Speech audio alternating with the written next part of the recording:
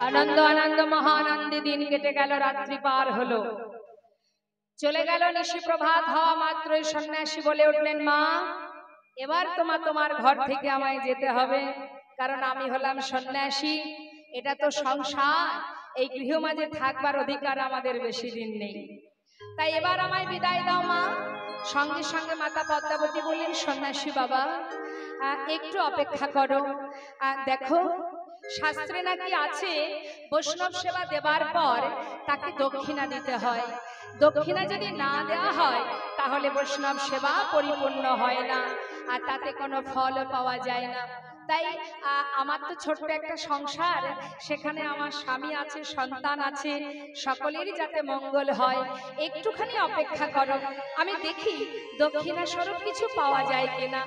তাড়াতাড়ি করে খুঁজে খুঁজে বাবা একটা স্বর্ণ মুদ্রা পেয়েছে। স্বর্ণ মুদ্রা কোথায় পেল, কিভাবে পেল?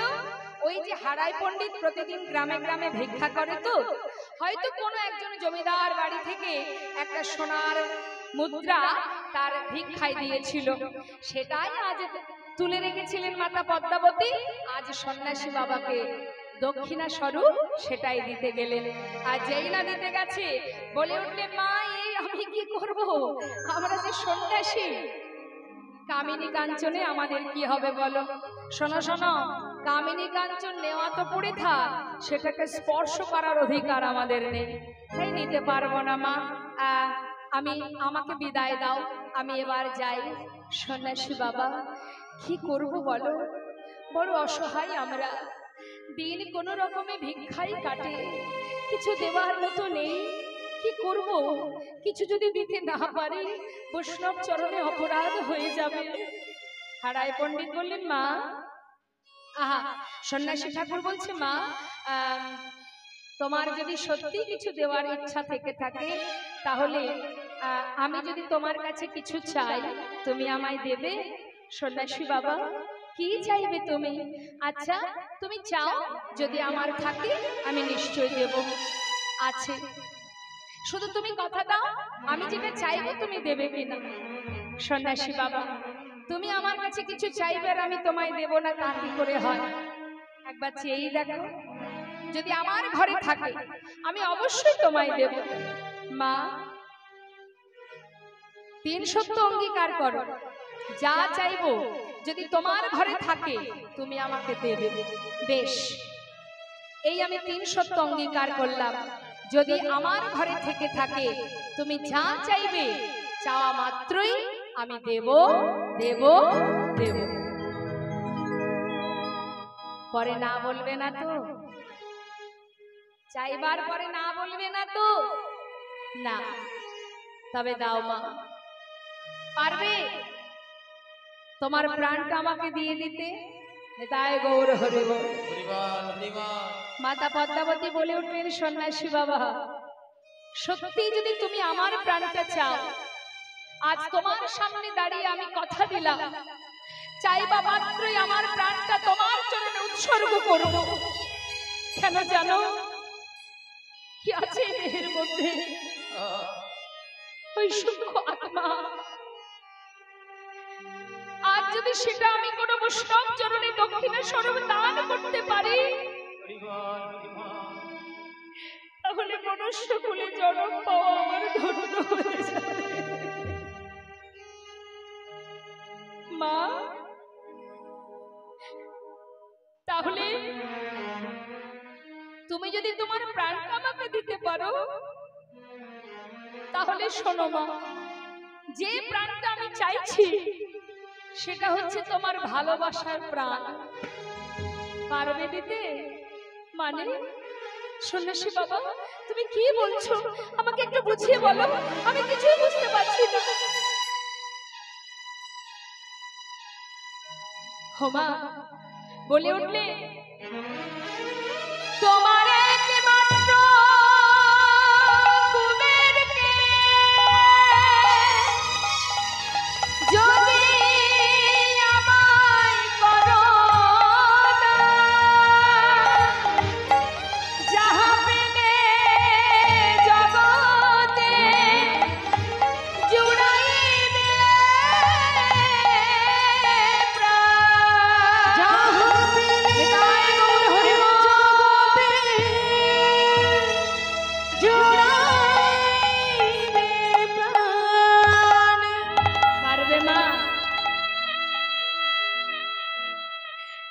আদরের প্রাণ, ভালোবাসার প্রাণ,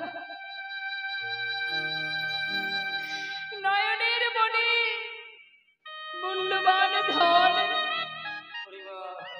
তোমার একমাত্র সন্তানকে আমায় দান করে দাও মা।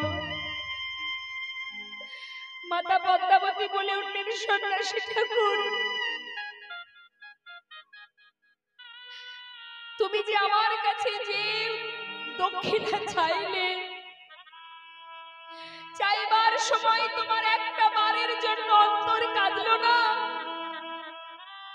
আমার যে 7 নয় 5 নয় একমাত্র মা বলা ধন করে। আচ্ছা সন্ন্যাসী ঠাকুর, এই জগতে কারোর যদি 5টি সন্তানও থাকে, সে তার একটি সন্তানকে চিরতরে কারোর হাতে তুলে দিতে পারে না। আমার একমাত্র পুত্র, ও ছাড়া জগতে এই সংসার মাঝে আমার যে আর কেউ নেই। আমি কেমন করে তোমার হাতে তুলে দেব সন্ন্যাসী বাবা? অন্য কিছু চাও তুমি, তুমি অন্য কিছু চাও, এই দক্ষিণা আমি দিতে পারবো না। সন্ন্যাসী ঠাকুর বলে উঠলেন, মা শান্ত হও, একবার ভেবে দেখো না মা, আমিও তো কোনো না কোনো মায়ের সন্তান। আমার মাও তো চেয়েছিল যে আমাকে ঘরে বেঁধে রাখতে তাদের প্রয়োজনে।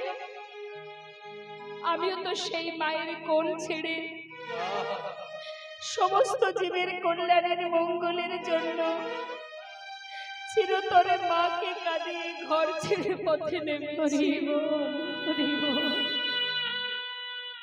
তুমি জানো মা, তোমার একটা সন্তানের জন্য তুমি জগতের জননী হবে মা।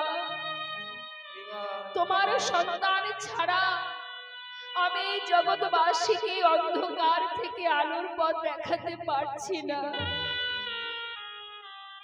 মা তুমি বিদায় দাও মা, তোমার পুত্রকে তুমি আমার কাছে সঁপে দাও, তুমি আর বাধা দিও না মা গো। হারাই পণ্ডিত বলে উঠলেন, পদ্মা, এতদিন এই দিনের অপেক্ষায় আমি ছিলাম। আমি জানতাম আমার কুবের শুধু আমাদের সুখের জন্য আসেনি। আমি আবার কুবেরের কুষ্টি বিচার করে দেখেছি, কুবের এসেছে জগতে জীবের কল্যাণের জন্য, কুবের এসেছে বিশ্ব সংসারের কল্যাণের জন্য, জীবের মঙ্গলের জন্য।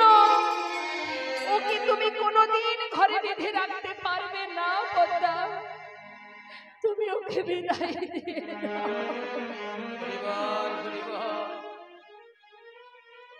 ছোট্ট কুবের বলে উঠলেন, মা আজ তুমি কাঁদছো কেন মা? আজ তোমার চোখে জল কেন? জগতে প্রত্যেকটি মাতা পিতা চায় সন্তান যেন ভগবানের চরণে মতি গতি হয়, যেন সন্তান গোবিন্দ সেবায় লাগে। ও মা একবার ভাবো না, এখানে তো অনেকেরই ঘর আছে, কার ঘরে সন্ন্যাসী নিজে পায়ে হেঁটে গেছে, তোমার ঘর আলো করে এসেছে সে, তোমার পুত্রকে দক্ষিণা স্বরূপ চাইছে সে। মাগো কেন তুমি বাধা দিচ্ছ? আমি তোমার সন্তান, তাই আমি তো তোমার এই অপরাধ হতে দেব না মা। শুনে রাখো মা, পিতৃ সত্য পালিবারে রাম গিয়াছিল বনে, আমি মাতৃ আজ্ঞা পালিবারে যাব সন্ন্যাসী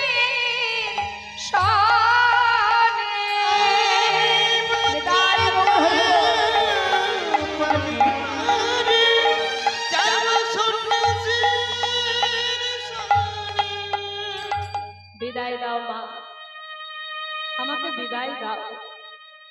আমি এবার আসি, এবার আমায় যেতে হবে মা। কেঁদো না ও মা, তুমি আমার জন্য আর কেঁদো না। আমি চললাম জীবের কল্যাণের জন্য, মঙ্গলের জন্য। জন্মের মতো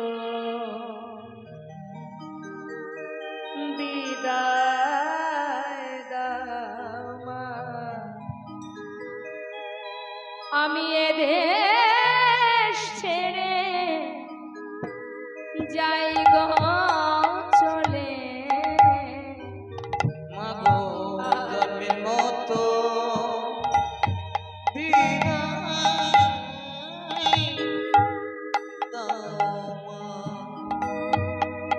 মাগো তুমি পারো যদি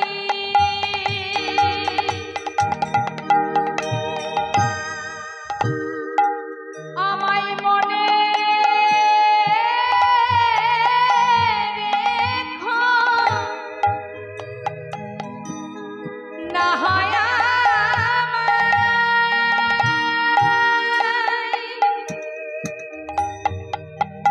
তুমি ভুলে যেও মা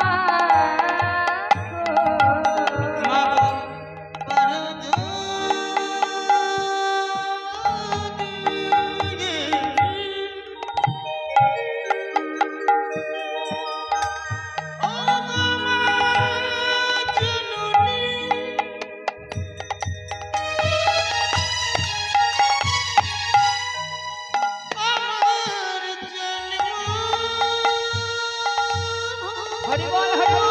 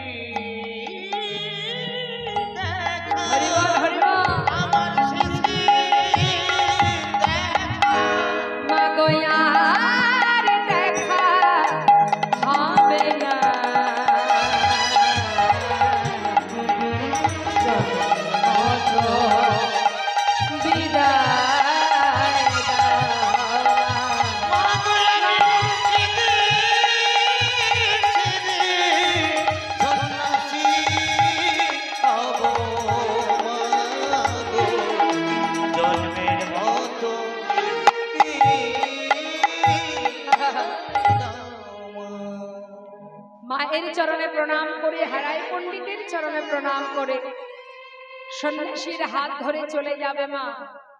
মা পদ্মাবতী দেখুন, আমরাও তো মা, আমরাও তো আমাদের সন্তানকে ভালোবাসি। কেউ যদি এসে বলে তোমার সন্তানকে আমায় দিয়ে দাও, দিতে পারবেন? কারো যদি 5টি সন্তানও থাকে তার থেকে একটা দিয়ে দিতে পারবেন?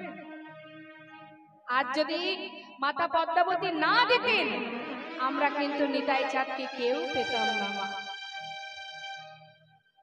সেই তো মা, মা বলে উঠলেন সন্তান যদি যেতে চায়, তার পিতা যদি দিতে চায়, আমি মা হয়ে ধর্মের পথে নিজের স্বার্থের জন্য কি করে বাদী হব? বেশ সন্ন্যাসী বাবা, আমার পুত্রকে আমি তোমার হাতে সঁপে দিব, তবে তোমার কাছে আমার একটা নিবেদন। জানো সন্ন্যাসী ঠাকুর, আমার কবির বয়স তার মাত্র 12 বছর, এখনো সে কিচ্ছু বোঝে না। তাই তোমার হাতে সঁপে দেওয়ার আগে তুমি আমার একটা কথা রাখবে। বলো মা। সন্ন্যাসী বাবা, ও যে খেতে মা, তো মা জানে সন্তানের কখনো খিদে পায়, তাই সন্ন্যাসী ঠাকুরের হাতে সঁপে দেওয়ার আগে চোখের জলে বুক ভাসিয়ে কেঁদে কেঁদে বলছে, সন্ন্যাসী বাবা, ও যে চেয়ে খেতে জানে না, ও যে চেয়ে খেতে জানে না, ও যে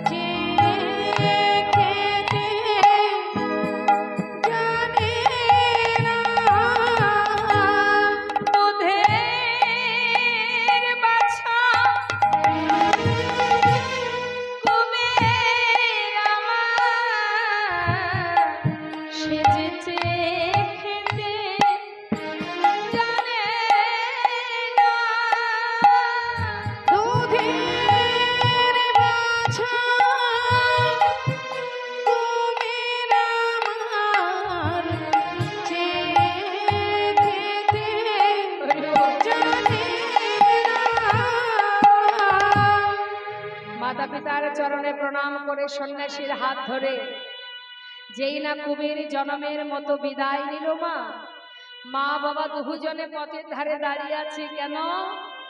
যত দূর পর্যন্ত না তার নয়নের মনে সন্তান কুবেরকে দেখা যায়, পথের ধারে এক দৃষ্টিতে তাকিয়ে আছে।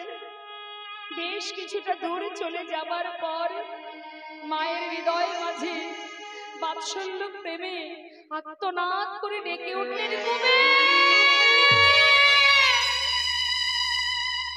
একবার মা বলে ডাক রে, একবার মা বলে ডাক রে, তোর চাঁদ বদনে ওই মা বলা জনমের মতো শুনে তোর যাবে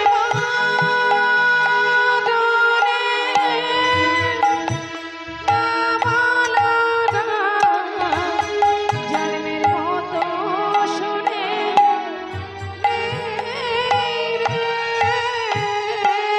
ওরে দুধের বাছা কুবের আমার, একবার মা বলে ডাক রে, দুধের বাছা কুবের আমার, মা বলে ডাক রে।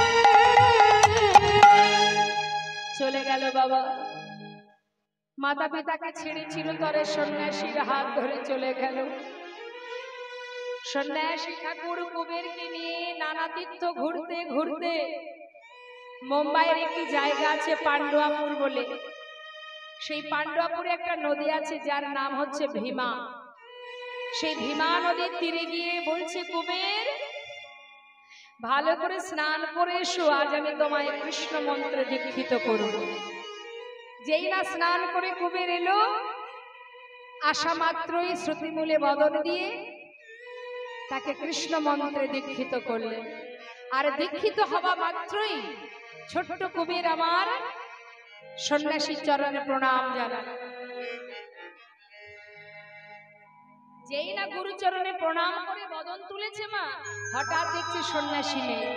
চারিদিকে তাকাচ্ছে, সন্ন্যাসী কোথায় গেল? সন্ন্যাসী ঠাকুর তুমি কোথায় গেলে? আমি দেখতে পাচ্ছি না কেন? সন্ন্যাসী বাবা কোথায় গেলে তুমি? হঠাৎ কবিরের অন্তর থেকে বললেন, ভয় পেও না, আমি তোমার হৃদয়ে আছি। আজ হতে তোমার নাম আর কুবের নয়, আজ হতে তব নাম হইল নিত্যানন্দ।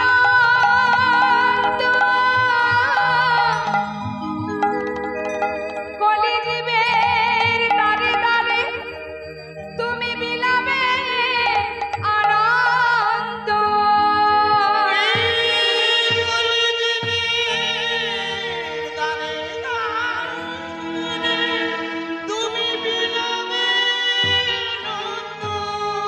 কি বললেন?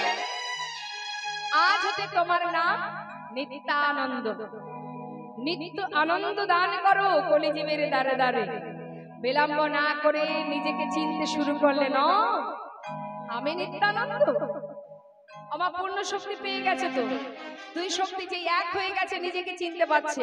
আচ্ছা আমি নিত্যানন্দ, তাহলে আমি যদি নিত্যানন্দ হব, আমি তো ব্রজের বলরাম। আর আমি যদি ব্রজের বলরাম হব, তাহলে আমার কানাই কোথায়? নিতাই গৌর হরি বল। নিত্যানন্দ প্রভু বলছে, আমি যদি নিত্যানন্দ হব, আমি ব্রজের বলরাম। মানে মনে পড়ে যাচ্ছে সব, পূর্ণ শক্তি পেয়েছে তো, তাহলে আমি যদি ব্রজের বলরাম হব, তাহলে আমার কানাই কোথায়? ওকে ছাড়া তো আমি বাঁচবো না।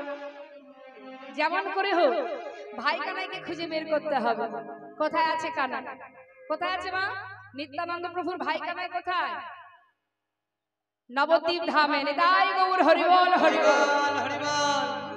একদিকে দাদা পাগল হয়ে বসে আছে, আর গৌর হরি পাগল হয়ে বসে আছে দাদার জন্য, আর একদিকে দাদা পাগল হয়ে ভাইকে খুঁজে বেড়াচ্ছে। নানা তীর্থ ঘুরছে, সর্বত্রে ঘুরতে ঘুরতে এসে পৌঁছালেন কোথায়? এই মতো যত তীর্থ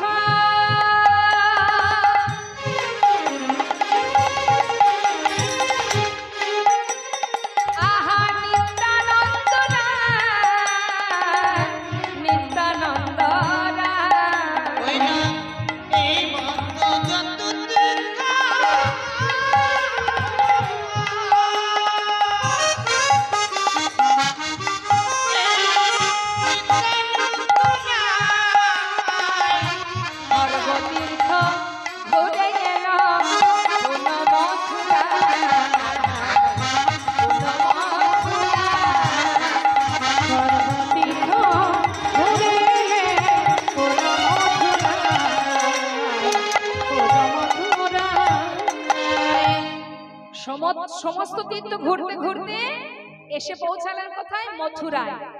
মথুরাবাসিনী, ওই যে গল্প করছে, দেখে দিন পিছন থেকে, ওই দিকে তাকিয়ে আছে, চিন্তা করছে শেষকালে আমরা কি আর সেবাটা পাবো? থাকবে তো আমাদের বেলায়? কেউ গিয়ে লাইন দিয়ে দাঁড়িয়ে আছে, আর কেউ এখান থেকে ছটফট করছে, এত ভিড়ের মধ্যে যে লাভ নেই, তবে লক্ষ্য রেখেছে ফাঁকা হলেই যাব। সবাই আমরা যাব, প্রসাদ থাকবে না মানে? অবশ্যই থাকবে। হ্যাঁ হ্যাঁ, তো একটু এই দিকে মন দিতে হবে। এই যে মথুরাবাসিনী, তোমরা বলতে পারো, মথুরাবাসিনী, আমার ভাই কানাই কি মথুরায় আছে? কি আছে? তোমাদের জিজ্ঞাসা করছি, আছে কি এখানে কানাই আছে? নেই। মথুরাবাসিনী বলছো, ও ঠাকুর তুমি কার কথা বলছো? কেন? ওই যে কানাই, নন্দের নন্দন কৃষ্ণ, বাঁশি বাজায়, ধেনু চড়ায়, সে কি আছে এখানে? বাঁশি বাজায়, ধেনু চড়ায়? না না ও ঠাকুর, সে এখানে কেন থাকবে? সে তো বৃন্দাবনে। কি গো মায়েরা বলুন না, কানাই কি বৃন্দাবন মথুরায় থাকে? সে তো থাকে বৃন্দাবনে। না না ঠাকুর, তোমার ভাই এখানে নেই, সে বৃন্দাবনে। ও মথুরাবাসিনী, আমার ভাই বৃন্দাবনে? যা, শোনো না, আর একটা কথা জিজ্ঞাসা করব। বলি, আমার ভাই বৃন্দাবনে আগে যা যা করতো, আগে যেগুলো করতো, এখনো কি তাই করে? কি করতো? মথুরাবাসিনী জিজ্ঞাসা করছে, ও ঠাকুর কি করতো একটু ভেঙে বলবে, না হলে বুঝবো কি করে? শোনো না মথুরাবাসিনী, আমি বুঝছি, একে একে বলবো, বুঝে নেবে। বলো না, এখনো কি বৃন্দাবনে। এই গানটা আপনারা শুনেছেন, ভাবা পাগলার গান। এই যে গানটা বাবা এখানে লেখা, এখানে যে সব বাক্যটা আছে, এখনো সেই বৃন্দাবনে, এখনো সেই বৃন্দাবনে। অর্থাৎ যদি মনে করুন কাউকে আমি বোঝাবো, তাহলে এই বাক্যটা আমরা ব্যবহার করি, এখনো সেই বৃন্দাবনে। যেহেতু এখানে জিজ্ঞাসা করা হচ্ছে, সেই জন্য ওই সেইটাকে, সেই শব্দটাকে সরিয়ে সেখানে কি বসানো হলো। হ্যাঁ, তাই কি বলছে বলো না, এখনো কি বৃন্দাবনে বাঁশি বাজে বাজে রে, এখনো কি বৃন্দাবনে বাঁশি বাজে বাজে রে, এখনো কি বৃন্দাবনে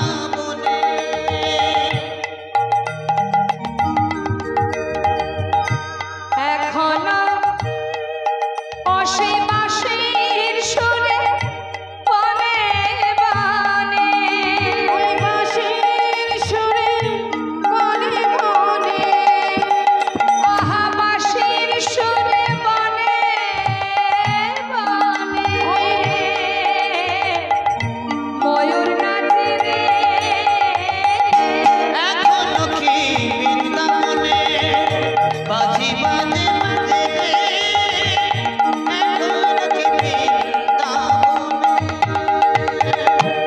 এখনো কি অমথুরাবাসিনী, আমার ভাই কি বৃন্দাবনে বাঁশি বাজায়? যে বাঁশির সুরে ময়ূর ময়ূরী নৃত্য করে। আরো আছে, শোনো শোনো, এখনো কি ধেনুগুলি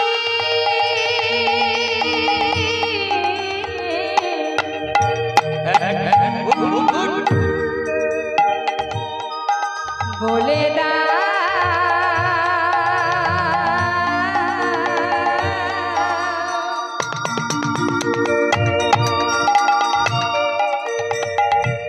ওহে মথুরা বাসী,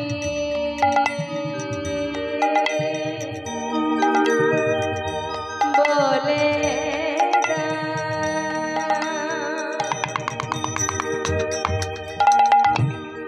বলে দা, আহা, বলে দা, বলে দা, দা, দা, বলে দা।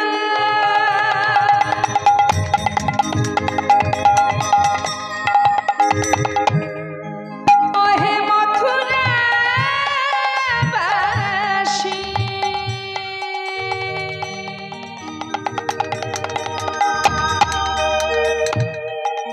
আমার প্রাণের ভাই, আমার প্রাণের কানাই, সে কি বাঁশি বাজায় ধেনু চড়ায়। এখনো সে ধেনুগুলি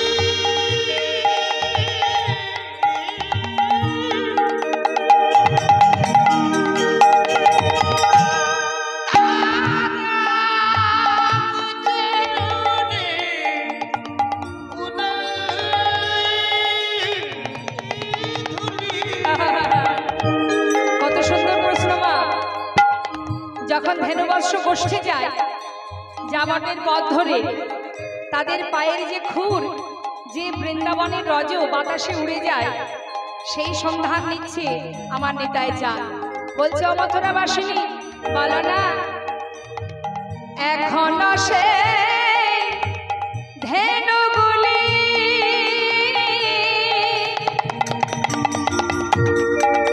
তারা গোচরণে উড়ায় ধুলি,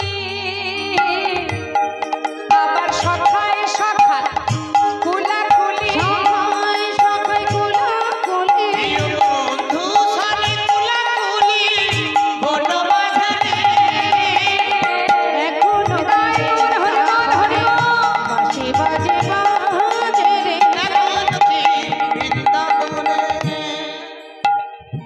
বল হরি বল। মথুরাবাসিনী বলছে ও ঠাকুর এত কি আর আমরা জানি? হ্যাঁ, তুমি এক কাজ করো, তুমি নিজে গিয়ে একবার দেখে এসো। যেই না বলেছে নিজে গিয়ে দেখে এসো, আর নিত্যানন্দ প্রভুর আনন্দ ধরছে না। যাও যাও ঠাকুর, তুমি যাও, নিজে স্বয়ং গিয়ে বৃন্দাবনে দেখে এসো তোমার ভাই কানাই কোথায় আছে। যেই না বলেছে, এবার নিতাই চাঁদ মনের আনন্দে যাচ্ছে বৃন্দাবনের পথে। নিতাই গৌর হরি বল। তা বৃন্দাবনের পথে যাচ্ছে। মায়েরা বলুন দেখি, বৃন্দাবনের রাজা কে? ওই যে কি বলছে যে, আর আপনারা কি বলছেন? বৃন্দাবনের রাজা কে? কৃষ্ণ।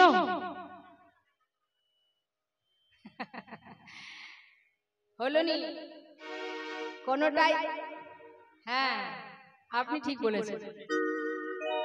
বৃন্দাবনের রাজা বৃষভানু রাজনন্দিনী প্রেমময়ী রাধারানী। রাধে রাধে।